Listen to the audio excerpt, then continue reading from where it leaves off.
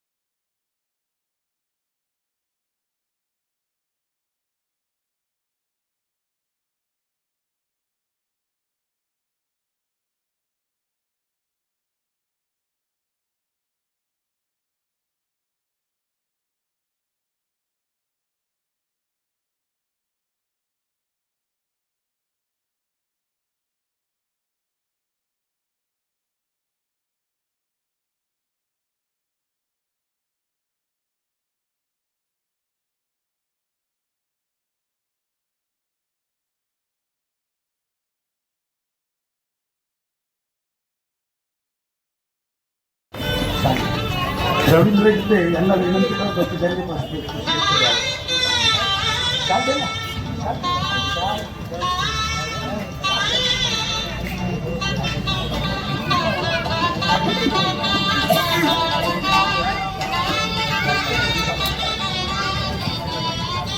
हो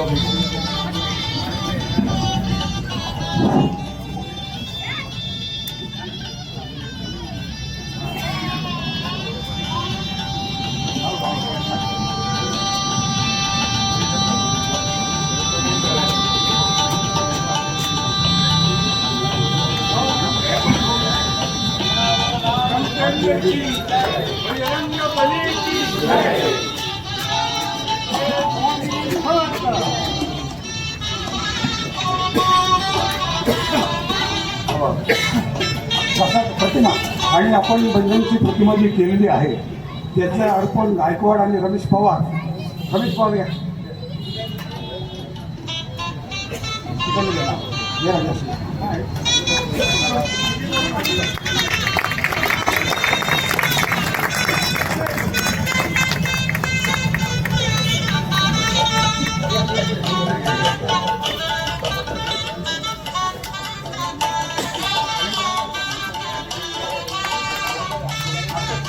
या जो फोटो आहे तो फोटो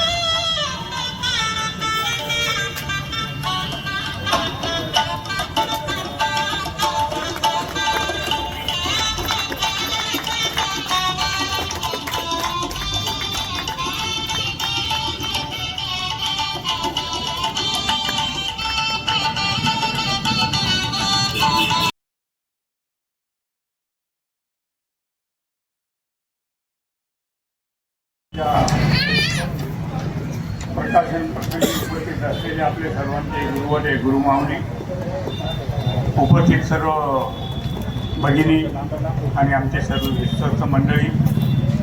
खरं तर ह्या मंदिरात जास्त बोलण्यासारखं सोनवणेंनी काही ठेवलेलं नाही. फक्त एक पूर्व पाठिका मी सांगतो. एक जवळपास 60 वर्षापासून म्हणजे मंदिर मी बघतो आणि 60 वर्षापूर्वी झाडाच्या पायथ्याला फक्त एक ओटा होता आणि त्याची पूजा करत असे. मला चांगलं आठवतं आमचे मंडळाचे खजिनदार कमलाकर नागपुरे होते आणि त्यांच्या लग्नाच्या वेळेस तिथे मंदिर एकदम छोटं होतं. त्यावेळेस मी मुंबईवरून आलो होतो. त्या वहिनी इथे बसलेल्या आहेत. म्हणजे आणि पण त्या हे सगळं मंदिर वाढवण्यामध्ये कमलाकर नागपुरे यांचे वडील शंकरराव नागपुरे होते. ते समोरच तिथे कॅन्टीन होती आणि त्यांनी मंदिर हळूहळू लोक वगैरे ते सांभाळून आणि ते मंदिर वाढवून नेले. अत्यंत प्रामाणिकपणे त्यांनी सेवा करून आम्ही ते हळूहळू त्यांच्याबरोबर म्हणजे पुष्कळ मोठमोठे लोक येतात. आमचे नेते त्यांच्या मनाने ते सांगतात एवढं जागृत देवस्थान बजरंगाचं कुठेच नाही. आता परवाचे चंद्रकांत खैरे जे आहेत आपल्या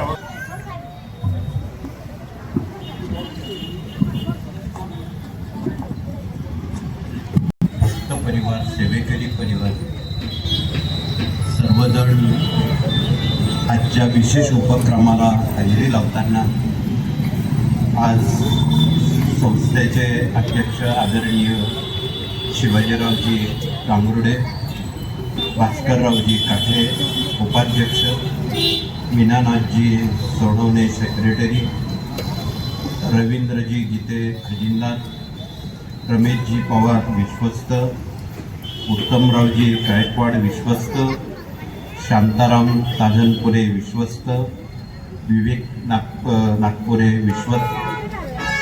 या विश्वस्त मंडळानं हा एक अतिशय प्रामाणिक हा उपक्रम प्रभू रामचंद्रांच्या पुण्यनगरीत ज्यांच्या पदस्पर्शानं आणि ब्रह्मवादिनी गंगामाई हिच्या पवित्र कुशीमध्ये नाशिक नगरी वसलेली आहे.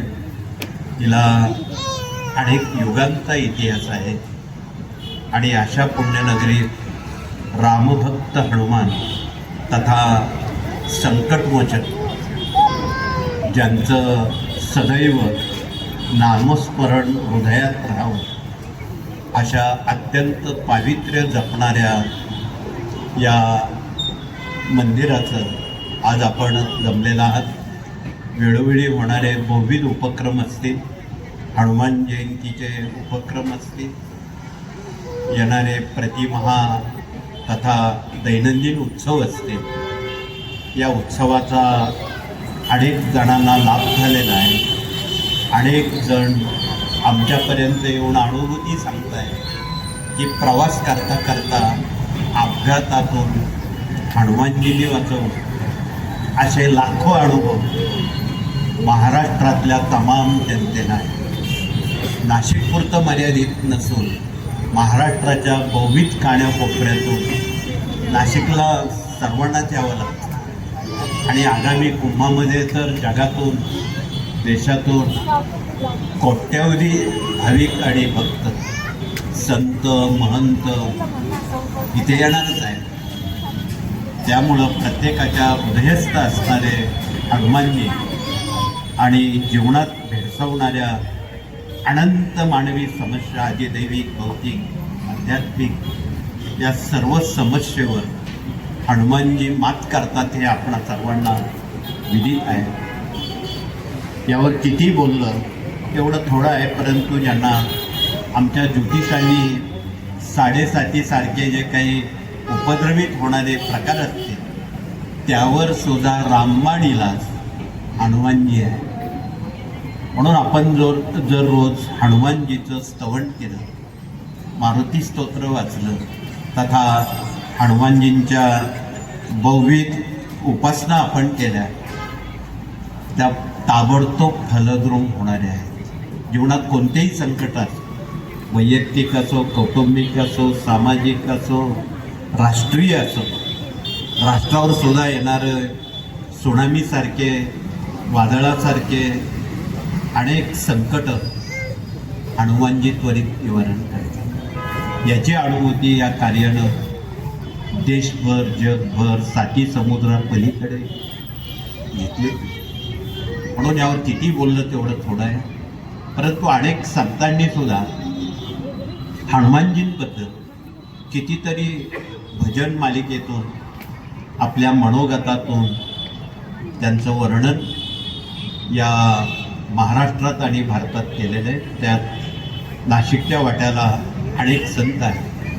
त्या सर्वांचं वर्णन करणं वेळेअभावी अशक्य आहे, परंतु ज्यांची प्रभू रामचंद्रावर निष्ठा श्रद्धा भक्ती असणारे समर्थ रामदास 12 वर्ष याच पुण्यभूमीत वास्तव्याला होते आणि 24 घंटे प्रभू रामचंद्रांच्या स्मरणाशिवाय त्यांना दुसरं काही दिसत नाही.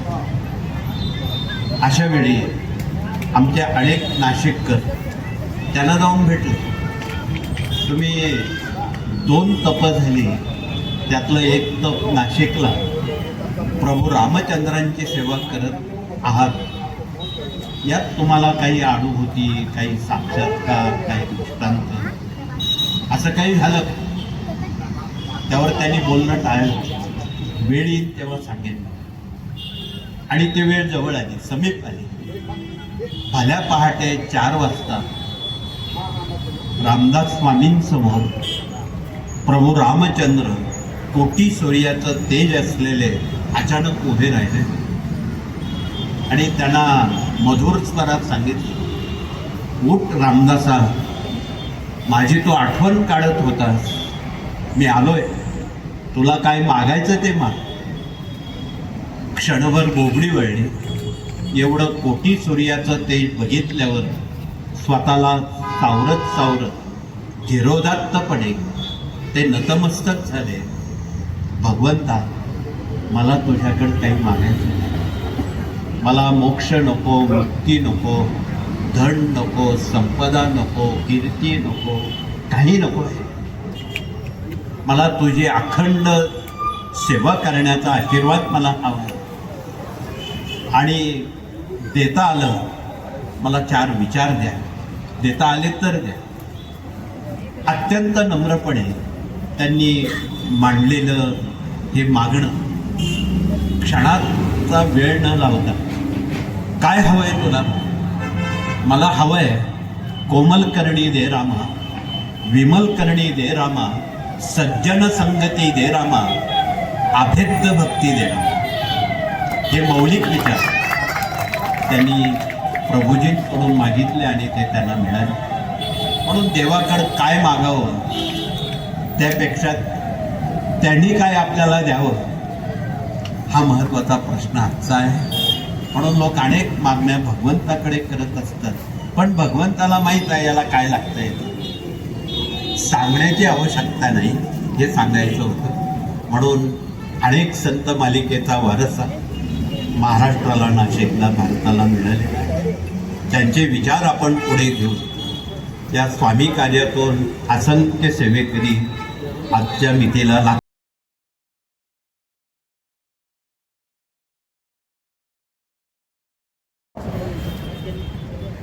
भास्करराव काठे,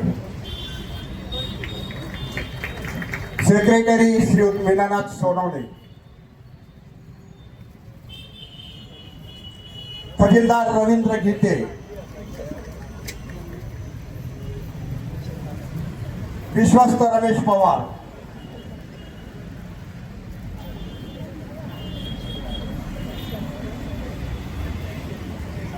विश्वस्त उत्तमराव गायकवाड, सदस्य शांताराम ताजनपुरे, सदस्य विवेक नागपुरे,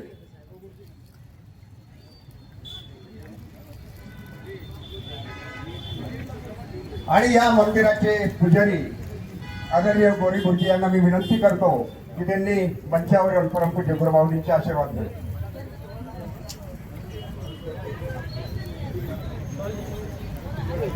बाळासाहेब गोडबोले,